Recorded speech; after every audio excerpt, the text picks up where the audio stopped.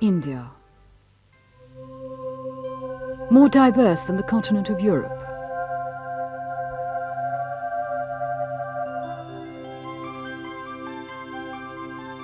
Embracing varied religions.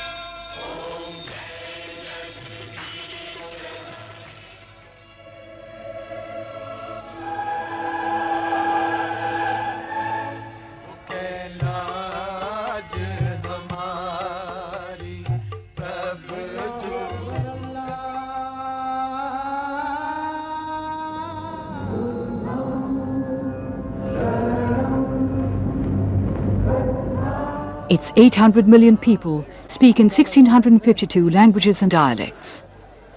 In 1984, for the first time in the history of world democracy, nearly 200 million people voted for one man to be their leader. Who is this man? Rajiv Gandhi impresses one who meets him as a decent person. Sweet-tempered. But one needs to know more than that. My own feeling is that I think he's a decent human being. I find him a very trusting person. He's so handsome that one can't criticize him because I get carried away by his looks. I would say that as a person, Rajiv Gandhi strikes me as being somebody who's relatively guileless, relatively sensible, and considerably more open than most politicians we've been used to in the past.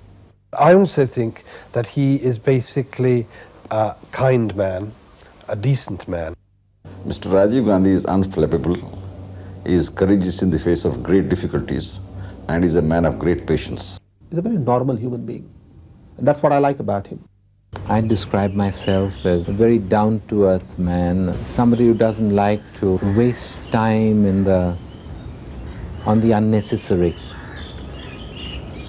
And, well, I've got a vision, a dream for India, and I'm going to fulfill that dream.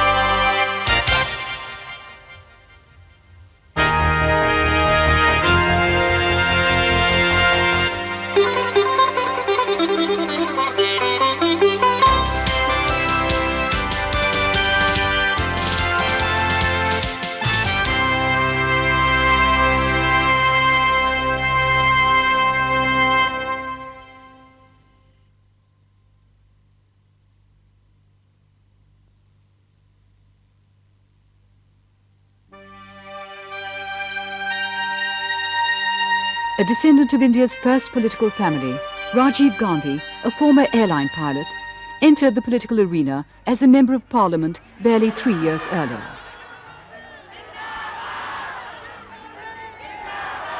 He soon became a general secretary of the Congress party. Commentators suggest that his mother, Prime Minister Indira Gandhi, was grooming him to succeed her after the death of her more politically ambitious younger son, Sanjay, in an air accident.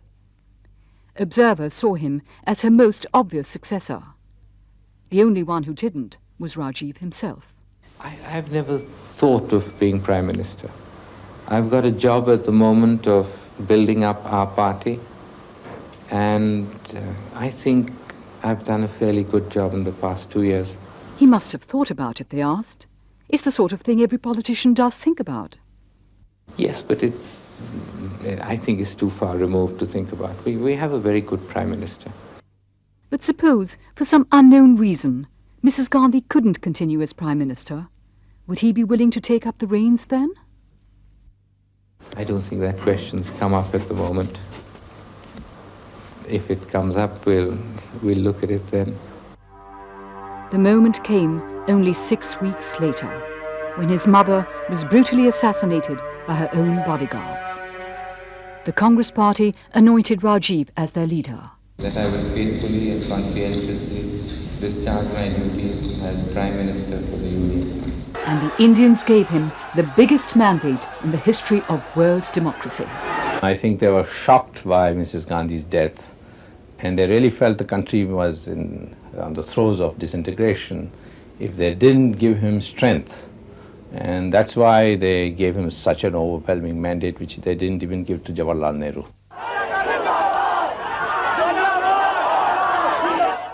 It is clearly on account of sympathy for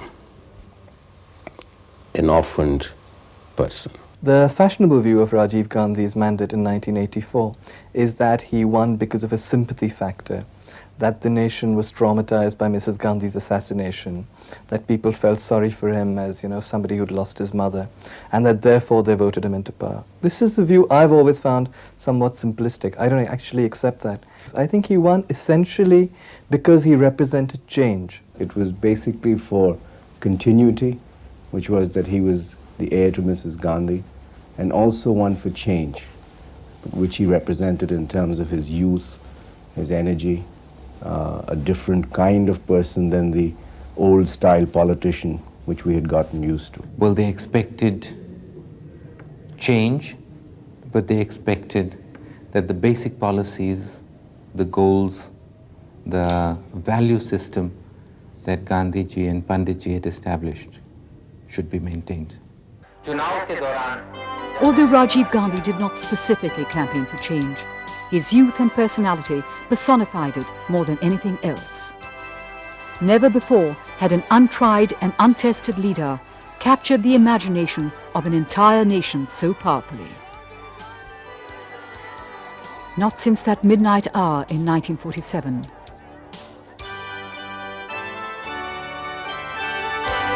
When India awoke to freedom, had there been such anticipation and excitement. A moment comes, which comes but rarely in history, when we step out from the old to the new, when an age ends, and when the soul of a nation, long suppressed, finds utterance.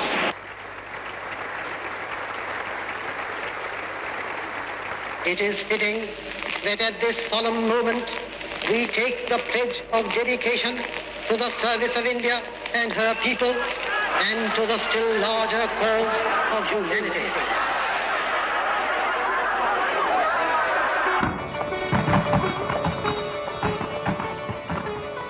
It was the New Year's Eve of '85. The dreams were high. The man was Rajiv Gandhi. The excitement infected the whole country. A new breed had come to town. Bharat को एक नई शताब्दी के लिए तैयार करना है. हमें भारत को 21वीं शताब्दी में ले जाना है. He awoke India to its own potential for progress. नई चीजें हैं जो हम इस्तेमाल कर सकते हैं. हमें नई तरह से सोचना है. He gave them a glimpse of a modern new world. खाली विज्ञान और टेक्नोलॉजी में नहीं, लेकिन हमारे शासन में भी हमें एक नए विचार डालने हैं जिसमें तेजी से चले, ज़्यादा फायदा पहुंचा पाए. And the people were impatient to get there. History will deliver the final verdict, but for millions of Indians, the 40-year young Rajiv was a symbol of hope. Well, it was a year of euphoria. It started with the election, and then it went on to him making a lot of very good statements. It did seem as though his government was working. He established himself very firmly, as I said, as Prime Minister. Well, I must say I was very enthusiastic.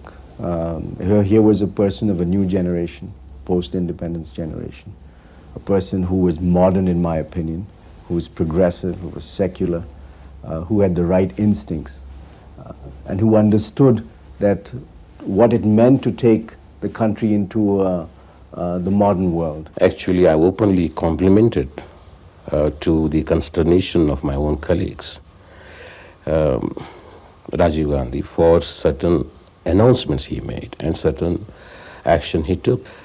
He was talking about principal politics, bringing in anti-defection law, electoral reforms, elimination of corruption in public life. I mean, these were refreshingly new ideas. There was definitely an atmosphere of euphoria, and there was in some sense some justification for that euphoria. The euphoria is always too much, and everybody expects everything. And especially in a case like my case where I was not in politics. So everybody saw whatever they wanted to see. They didn't really see me. It was just that moment of time, that moment of history where people felt that there was a great opportunity for change. And perhaps in that enthusiasm, they didn't see that, yes, there were things which couldn't change overnight. Expectations are always unreal in such situations. But if we look back now, I feel we've done fairly well on expectations. Of course, we haven't met everybody's every expectation.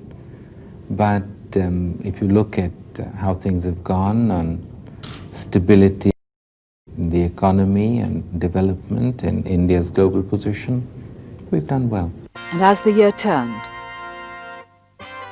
the new Prime Minister not only had a mandate, he also appeared to have a mission. सबसे पहले हमने anti-defection bill बनाया. Within days of assuming office, his government ushered in the historic anti-defection bill. We saw what was happening in the states, what was happening at the center. We were getting into a phase of very promiscuous politics, and we needed something to stop that. I do think that the political system has gained by that, and it was courageous of him. Other prime ministers had not done it. He did do it. I did welcome it at that stage. I still welcome it. My government will give top priority to the problem of Punjab. On 24th July 1985, 6 months later, at 6 p.m., Rajiv announced in Parliament that the Punjab Accord had been signed. In political terms, it represented a major breakthrough. Sikh terrorists in the sensitive state of Punjab had unleashed an orgy of violence in support of their demand for a separate homeland. By signing the accord with the moderate Sikh leader, Sant Longowal, it seemed that the country's most serious problem was finally nearing a solution. I think the signing of the accord was a great achievement for a problem which had been stuck for so many years. He might have had some reservations from other members in his cabinet, but I think he pushed it through. Punjab Accord was good. It was the only way of having a solution in Punjab at the time. I'm very clear about that. We made one mistake only on it. It was the first accord we signed, and the mistake we made was the accord hinged on one person. It hinged on Sant Longowalji. The assassination of Sant Longowal, barely 3 weeks later, by Sikh extremists, was a mortal blow to the prospects of peace in Punjab. When he was assassinated, we knew that we were going to have trouble with it, and we did have trouble. Then the Punjab elections took place, which was another very great achievement in spite of Longowal's assassination. And you had a government in Punjab. And Rajiv was very magnanimous in a way of saying, well, this is maybe the Congress is lost, but it's a victory for the country, which was wonderful. But from that date on, things started going wrong. The rest of the Punjab Accord was not lived up to. The Chandigarh was not transferred at a particular time. Things just went awry. I know we are accused of not fulfilling this and not fulfilling that. The most obvious one is the Chandigarh one, where they say that we should have transferred Chandigarh. But if anybody reads the accord, it says very clearly that Chandigarh will be transferred simultaneously with the transfer of territory in lieu of Chandigarh. The Chief Minister of Punjab specially asked me that Chandigarh should not be transferred because he was not in a position to transfer the territory. What we have done is that we have today got the Gurdwaras functioning normally as holy places where prayers are conducted. The Golden Temple has the full Maryada restored, and in no Gurdwara are there terrorists hiding and taking refuge anymore. 3 weeks later, on India's Independence Day, 15th August 1985, at Red Fort, Rajiv announced, मैं आपको आज बता सकता हूं कि कल रात को बल्कि आज सुबह करीब 2:45 बजे एक समझौता हुआ है आसाम के विद्यार्थियों और भारत सरकार के बीच में. Another serious internal problem caused by ethnic tension and violence in the northeastern state of Assam. The finalization of that accord was another breakthrough. Improvement in productivity, absorption of modern technology, and fuller utilization of capacity must acquire the status of a national campaign. Simultaneously, Rajiv ushered in rapid-fire economic liberalizations, announcing his intention to lead India into the high-tech world of the 21st century. By removing controls and bureaucratic bottlenecks that had cramped economic progress, he gave India's traditionally sluggish economy an aura of dynamism and direction. If India is not able to cope and survive in a very tough global economic environment, our independence will be threatened. In considering the economic achievement of India, it should be remembered that India is 1/3 the size of the United States with 3 times its population. When India solves problems, it solves the problems of 1/5 of humanity. So it's very essential that we strengthen our economy to cope with these global challenges. And if India is to take its rightful place amongst the leading nations, then we need a strong economy. And that's what we've been doing. Soon Rajiv's presence was felt overseas. His first major foreign visit as Prime Minister was to the USSR on the 21st of May 1985. Even though a relative unknown by international standards, Rajiv scored one measurable and dramatic success. He quickly developed a rapport with Mikhail Gorbachev. When I speak with him, I find him very open and forthcoming. Mr. Gorbachev, when I first met him, incredibly, I found that his thinking was very close to mine. The problems that he saw in the Soviet economy were very similar to what I found in mine, in India's here. What we were both looking for was a much more democratic international environment. We were not looking to build blocks to challenge others or to strengthen this block and be one versus another, because we felt that that was not the way civilization should move. Within 3 weeks, he had met and been welcomed by the leaders of the 2 superpowers.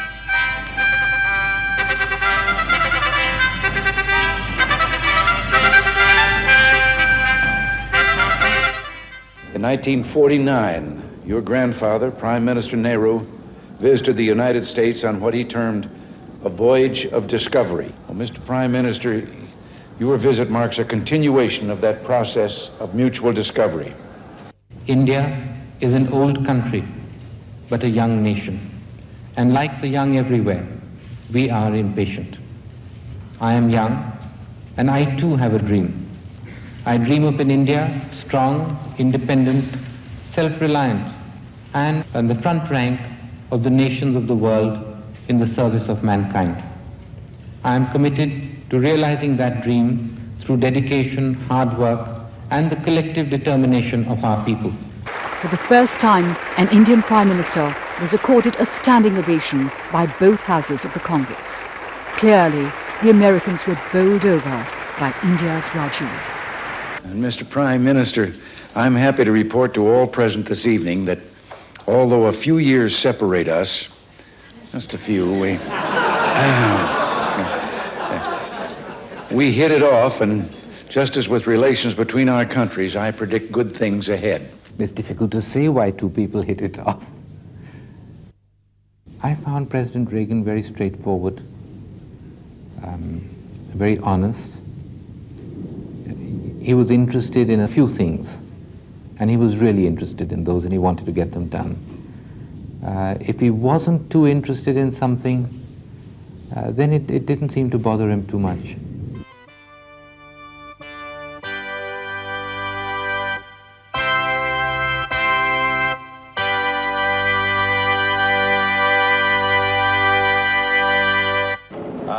George Herbert Walker Bush, do solemnly swear.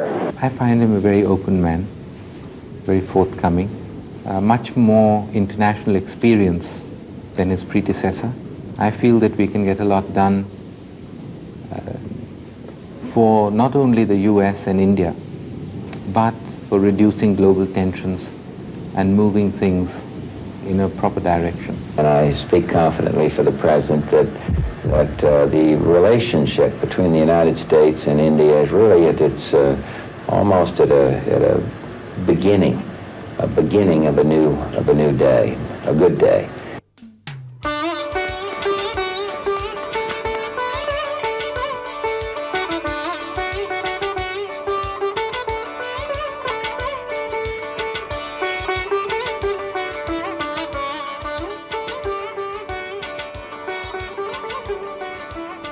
Back home in India, Rajiv was facing the very same problems of Gorbachev in the USSR and Deng in China, of bringing about change.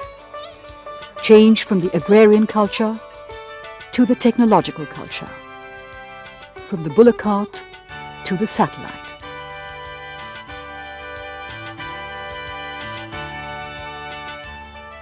We've tried to use technology to change the daily lives of our people.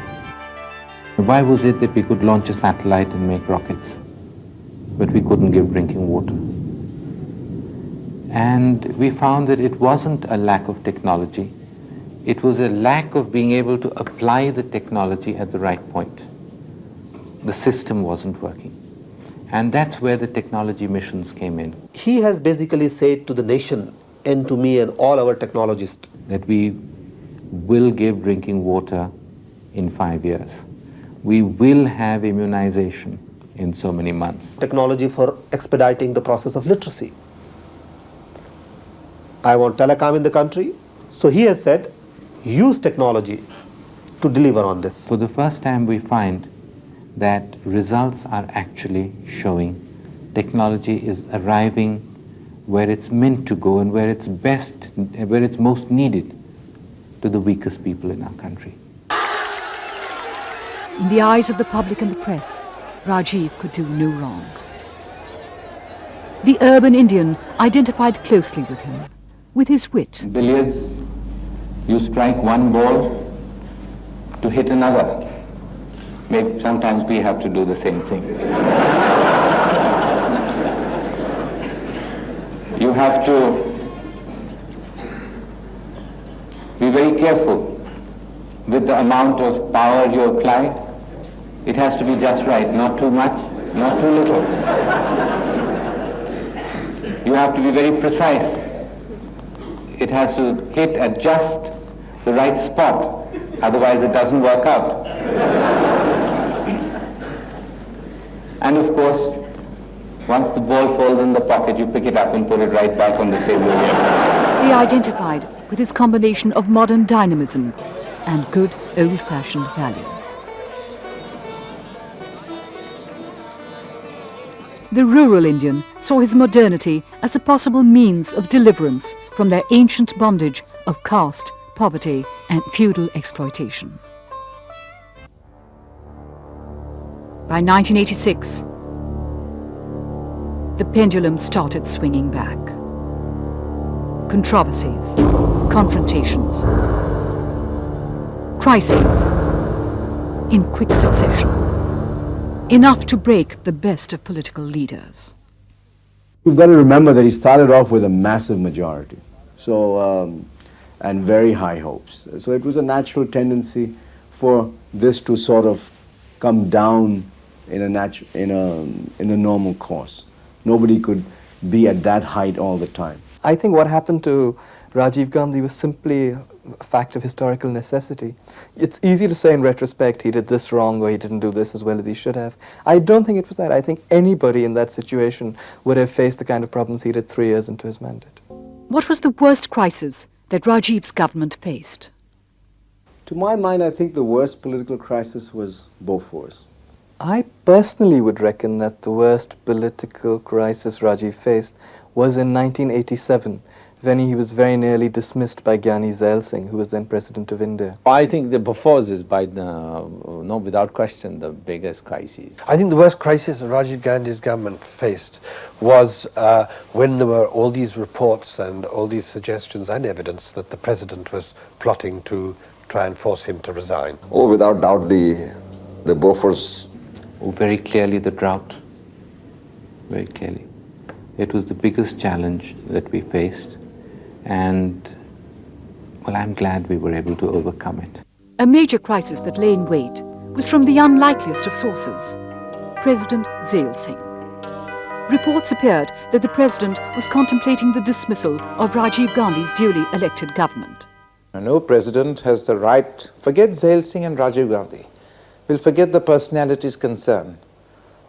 No president has any power of dismissing a prime minister so long as the prime minister and his party enjoy the confidence of the House. Differences between the president and the prime minister seem to be leading into the most serious constitutional crisis that the country has witnessed.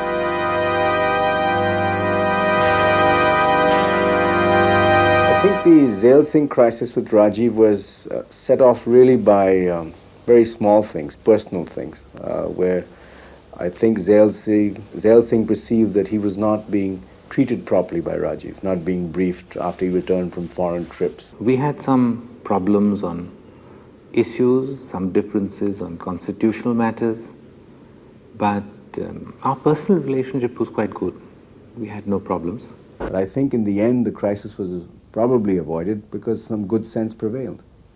From the cannons of the presidential house to the booms of the now famous Bofors gun.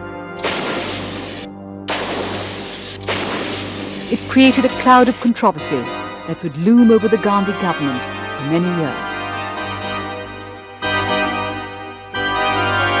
After 10 years of negotiations, in March 1986, the government signed a Rs 1,400 crore deal for purchase of the Swedish Bofors 155mm FH-77B howitzer. The army is very happy with the gun, and under the particular circumstances, keeping in mind the type of weapons that are available to our, those who threaten us, the army decided that the Bofors was the best weapon available for the price. The price was rock bottom compared to any previous Bofors sale. I have not the least doubt that the country has got a very good gun at a reasonable price. I do not believe at all that the price could have been reduced. Rajiv insisted, and Bofors pledged that it would not use middlemen. And I gave instructions that the government will deal directly with manufacturers and not with any middlemen.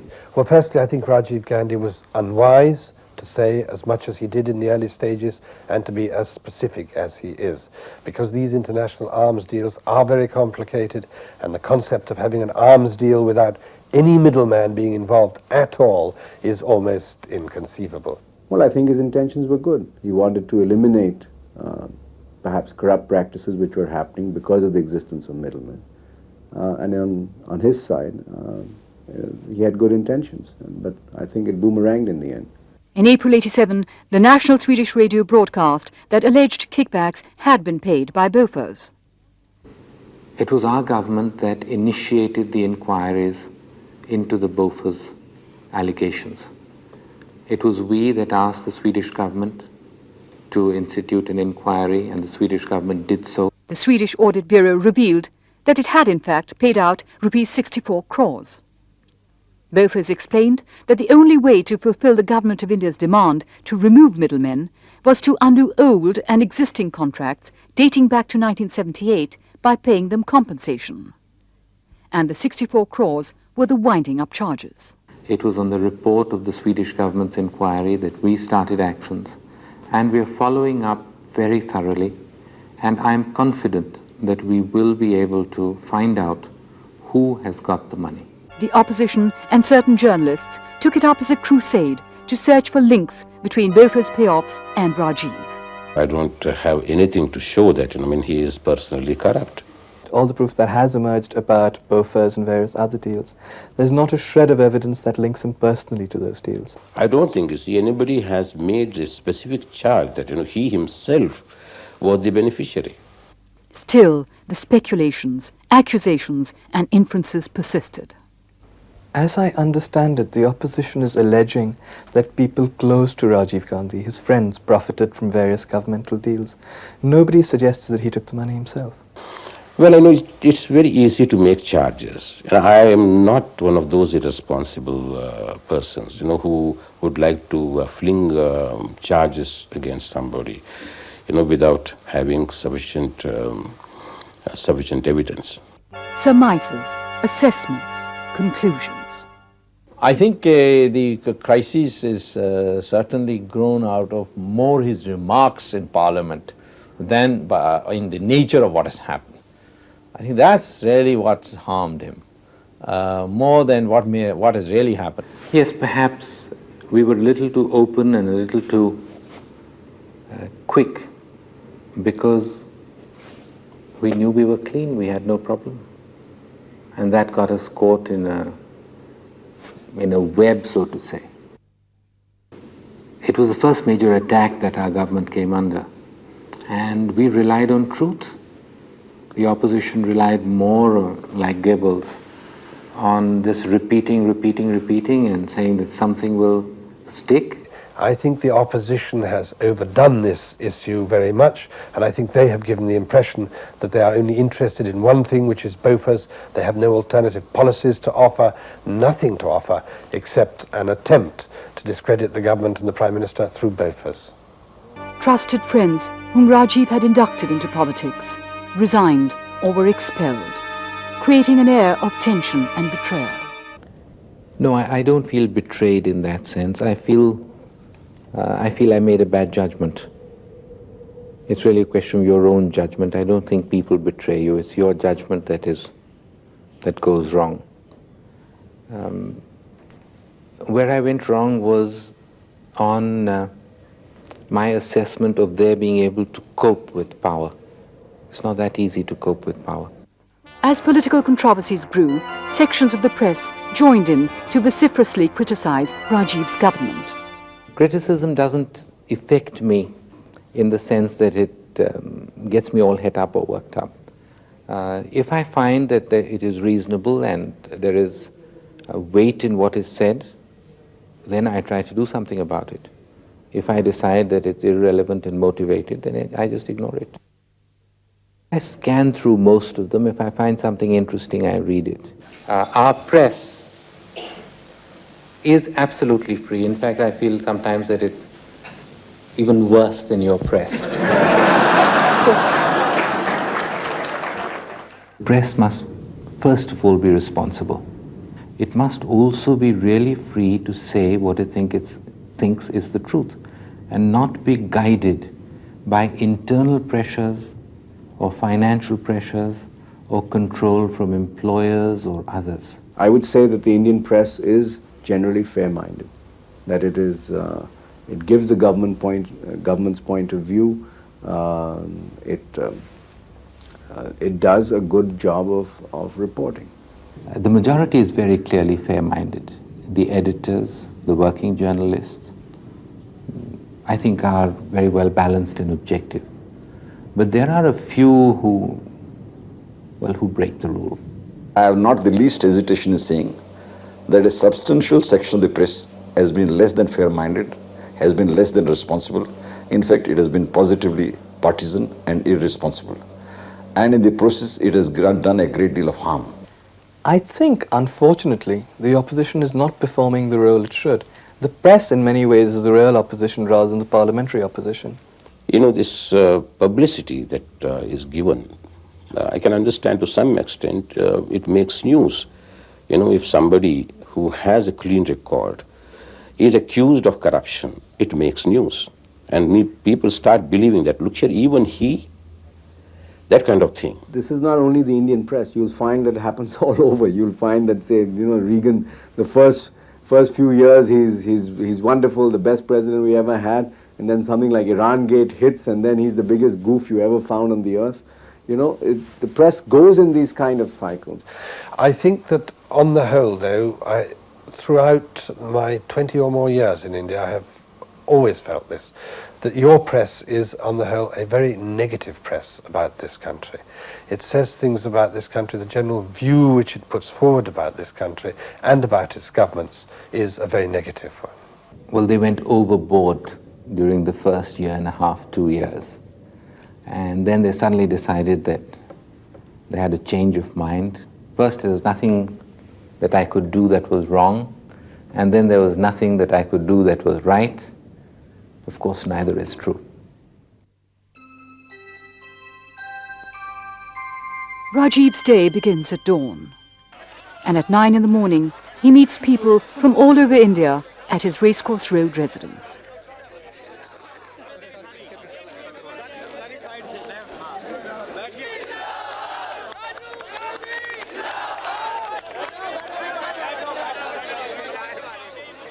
This is known as the morning darshan.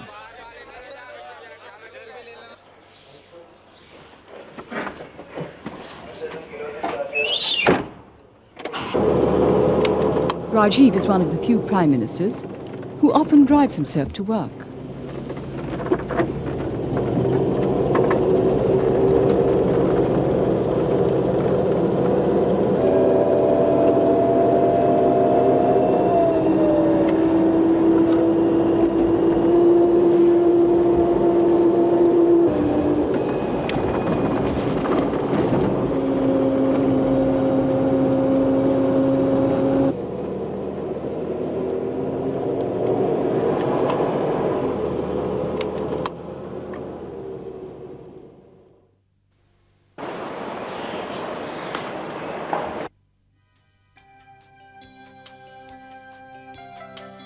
In his Parliament House office, he sits at the same desk once occupied by his grandfather.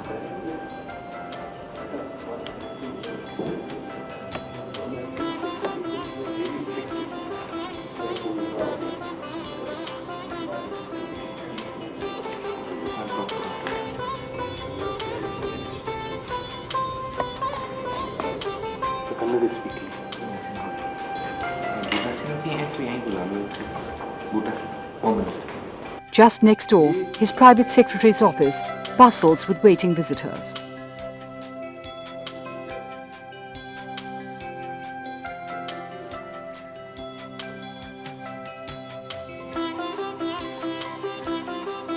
His flying office travels with him.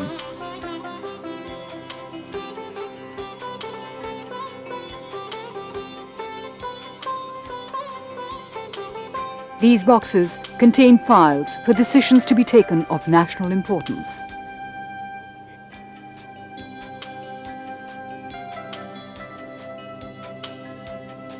The job as Prime Minister also requires inexhaustible energy and vitality. What irks him most about politics? The time people take to tell you something very simple. People seldom get to the point. They go round and round trying to hint at what they're trying to say, and I find it very irritating.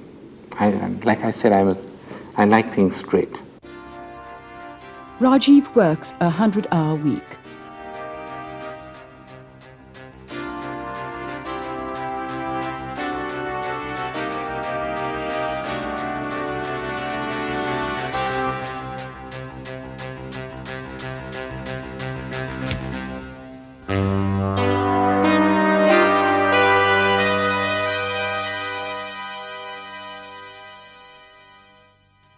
With Rajiv behind the wheel of a car, they often tour 22 hours a day without rest, visiting remote, isolated backwaters that were seeing their Prime Minister for the first time. I've travelled so much in India because I wanted to see the problem for myself. See what's happening at the village level, in the tribal areas, in the remotest areas. And unless you do that, you don't know what's happening. Because from Delhi, sometimes things look very simple. But once you go out, you see immediately what's happening, what's good, what's bad, where the weaknesses are, where the corrections are to be applied. And by going around, I feel that we have been able to change a lot of our programs. Since October 31st, 1984, there have been no more quiet weekends with his Italian-born wife Sonia and children Rahul and Priyanka. When Rajiv was propelled into prime ministership, unwarned, the intensely shy and private Sonia was suddenly pitchforked into the position she would have least wanted, the target of national and international curiosity. Earlier, she used to enjoy her domestic anonymity, laugh more easily. But today, with her husband the #1 target on terrorist hit lists, heavily armed security dogging their footsteps, her home turned into a grim and forbidding fortress, her children unable to lead normal lives, Sonia withdrew even deeper into her shell and inevitably turned into an enigma. Sonia is a very private person. She doesn't like the limelight, she doesn't like the publicity that political life has, and she just doesn't want to be involved in all that. She loves her family, she loves the family life, and I think she's fighting very hard to see that the family remains a family and doesn't weaken in any way because of, well, my being Prime Minister. Although fluent in Hindi, only twice has she spoken publicly.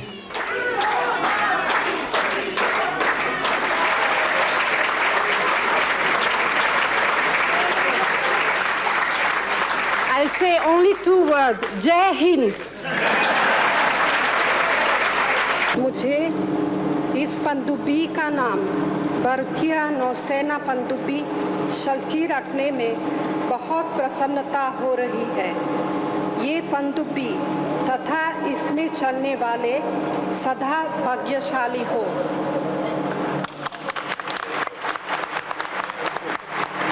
Highly speculated about by the press and the classes, perhaps due to her insistence in maintaining her privacy, in denying the curious access to her quotes.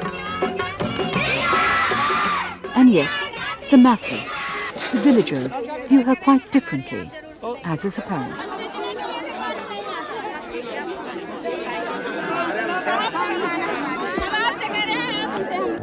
She's with me on almost all the tours where we go to the rural areas, where we visit the weakest sections, the poorest people. Well, she has a lot of dard for the people of India. And you can see it when she goes into the houses and talks to people. Sonia has also adapted very well to life in India, not just living, but she is in fact more Indian than many Indian women that one sees and meets. Not just the clothes she wears, which are always Indian, but even when it comes to customs and traditions, she's very Indian. I think she learnt it all from my mother, and in some things I think she knows even more than I do. Both Reagan and Gorbachev have frankly admitted to discussing political problems with their wives. Does Rajiv do the same? No, never. I haven't.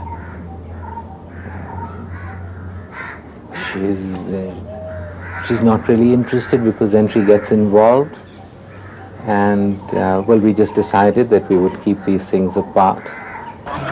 I don't think she likes politics, but she gives me full support in my work, in what I am doing, without being involved in it in any way. The only thing that she does do is she goes to Amethi. She looks after some of the eye camps and medical camps in Amethi. But not even the Amethi politics.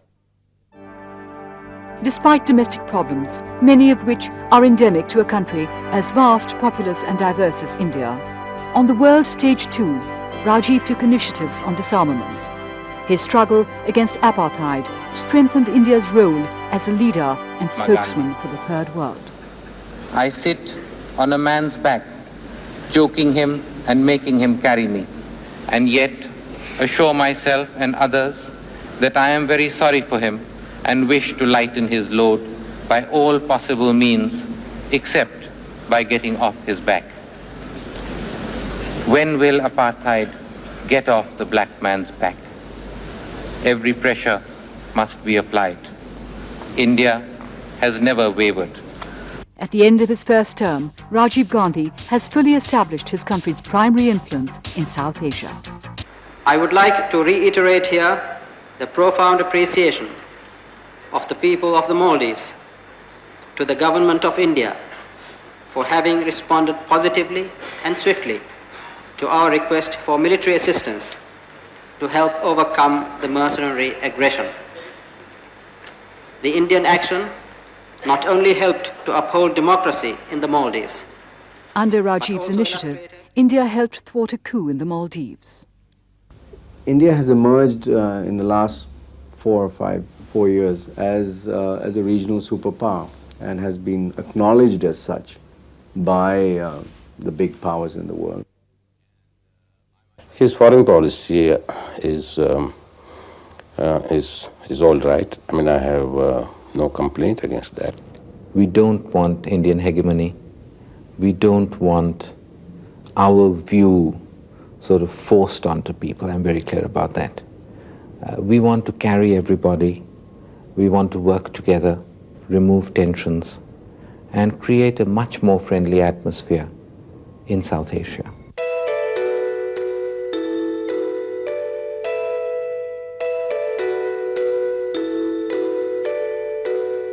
I represent a new generation in India.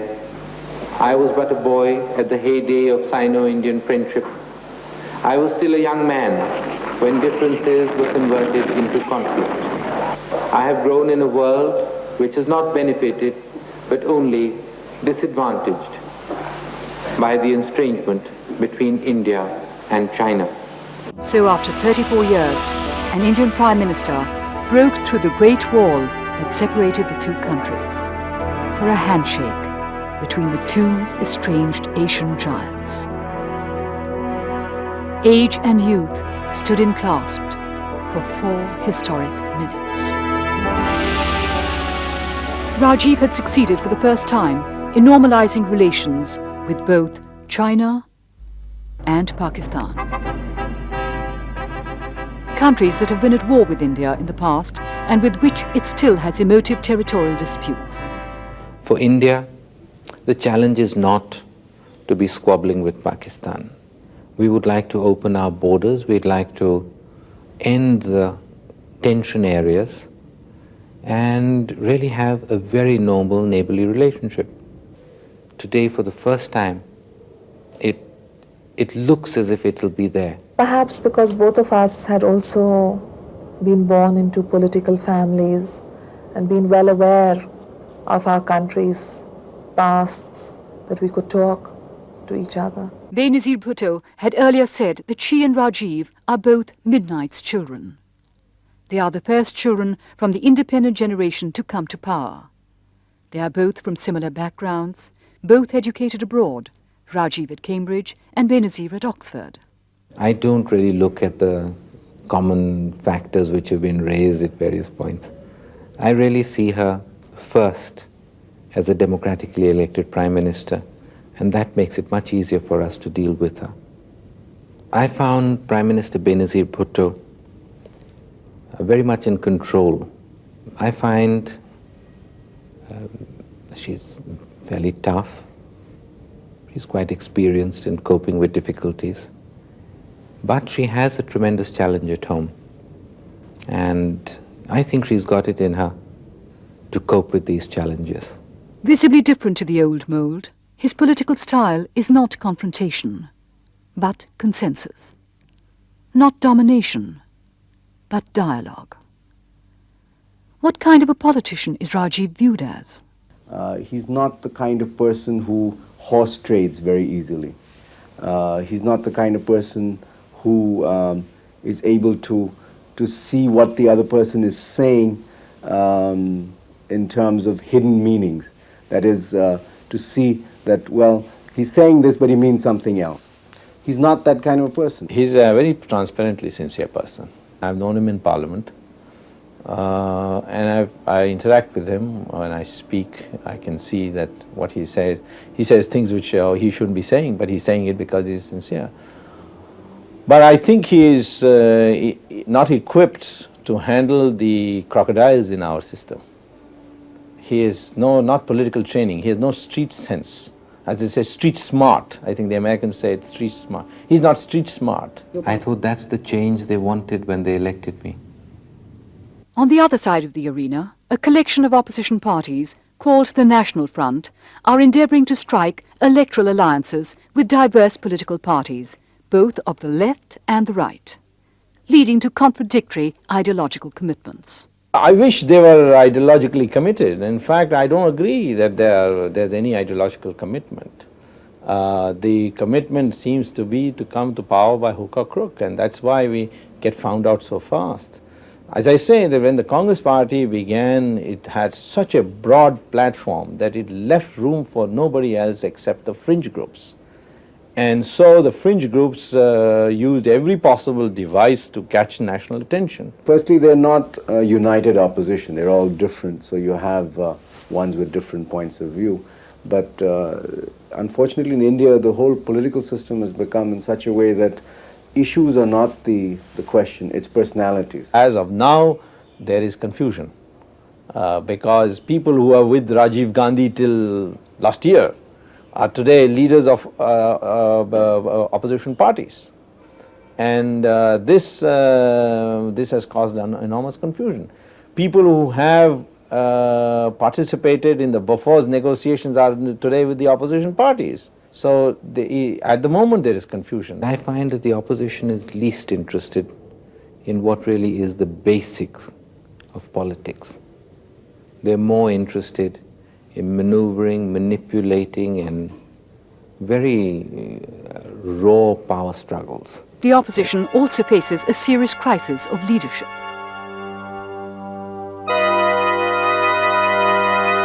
Well, I mean, there are several leaders of opposition, and that is a sad thing. I don't think there is a leader of the opposition at all, at the moment.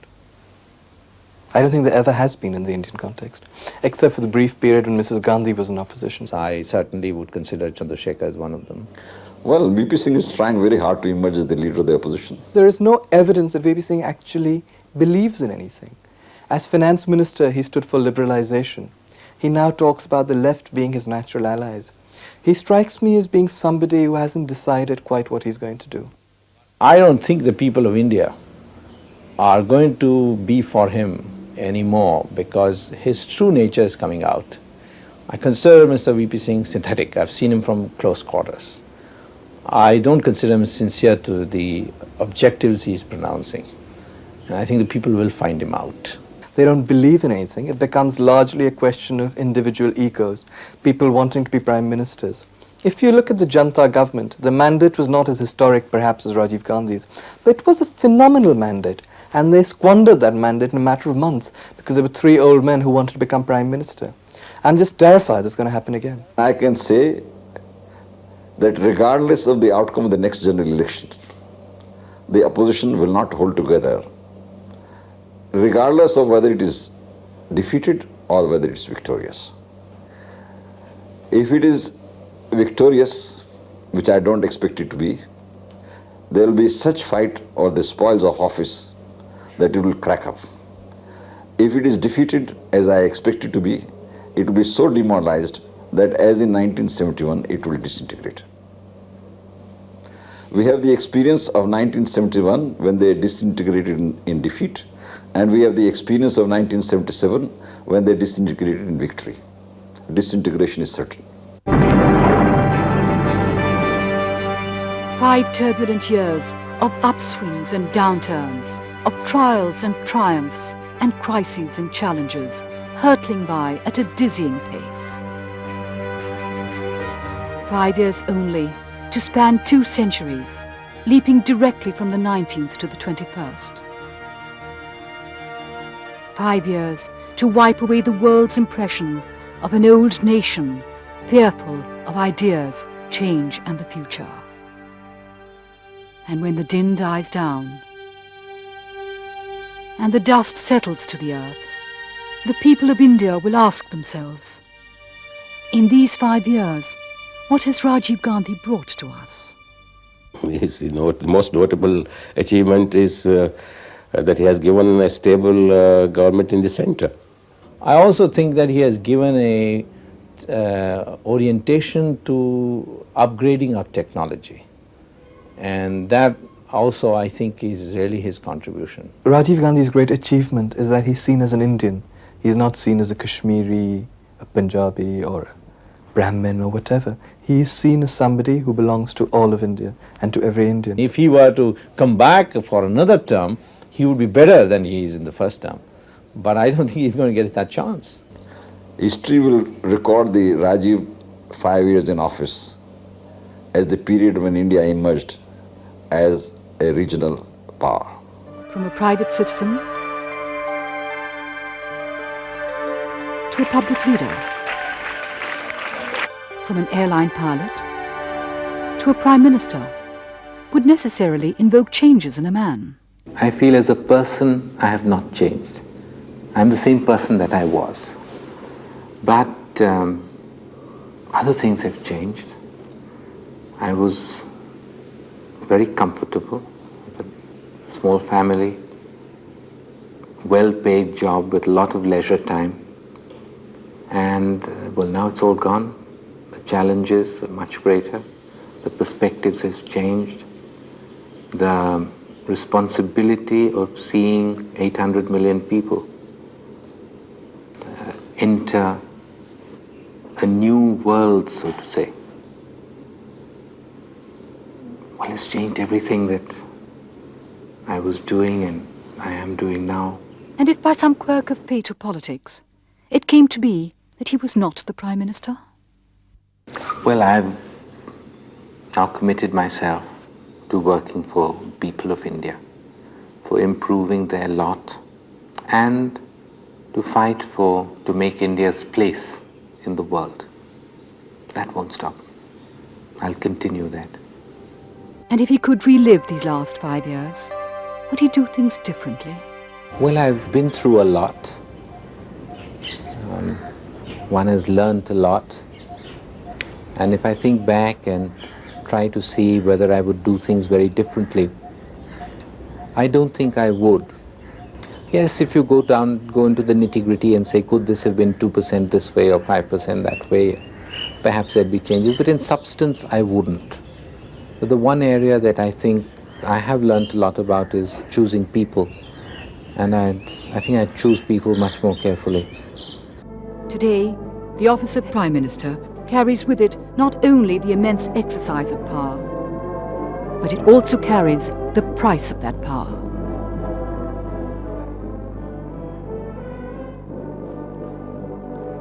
A daily confrontation of one's mortality.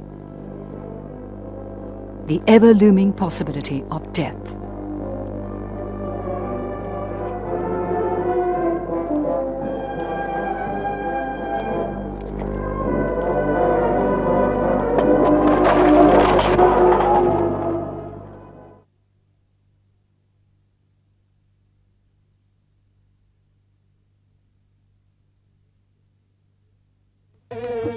There have already been 2 attempts on his life.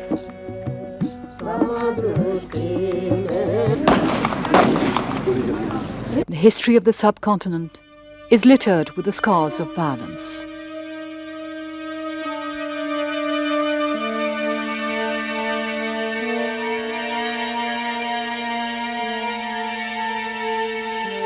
Here, the living are pilloried and the dead are canonized. Statues, memorials, mute symbols to remind us of the heavy cost of power. Is there some principle of nature which requires that we never know the quality of what we have till it is gone? As a target of secessionists, Rajiv Gandhi has lived and faced the last 5 years with death threats and danger. Living under terrorist threats or threat of death has never really bothered me at all. I've not let it interfere with my functioning or my thinking or put any pressure on me at all. Yes, it's caused inconvenience because of the security arrangements and other problems. But if it comes to having to die for what you believe in, I don't hesitate.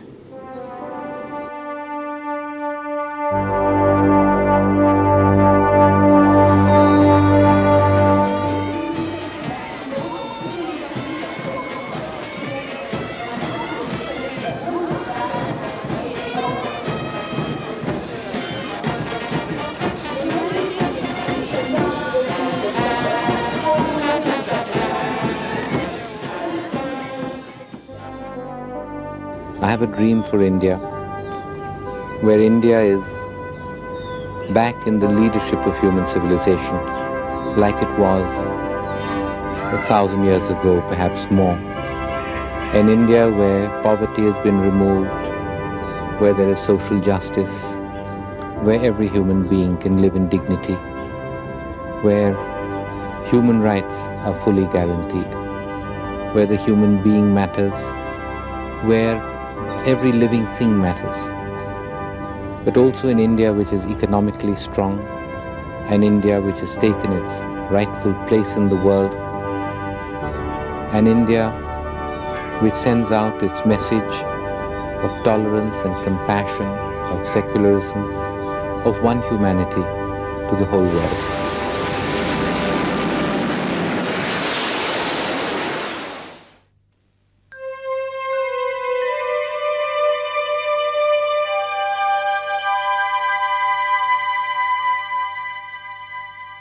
He well knows what snares are spread about his path, from rivalry and power play in the game of politics.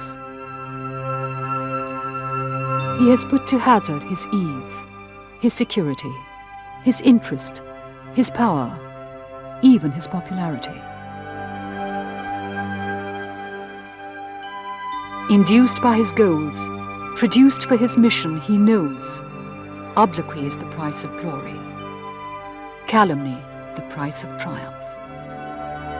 There is no easy walk to freedom, no looking back.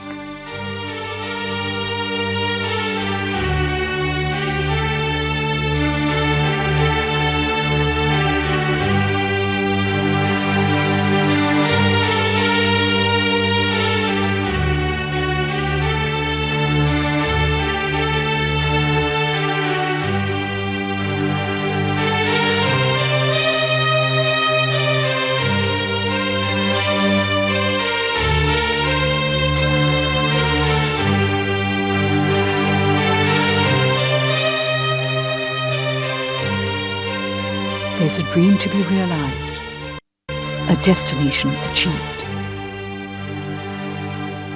He shall walk steadily onward on his chosen path, constituted guardian and defender, for time will do him justice.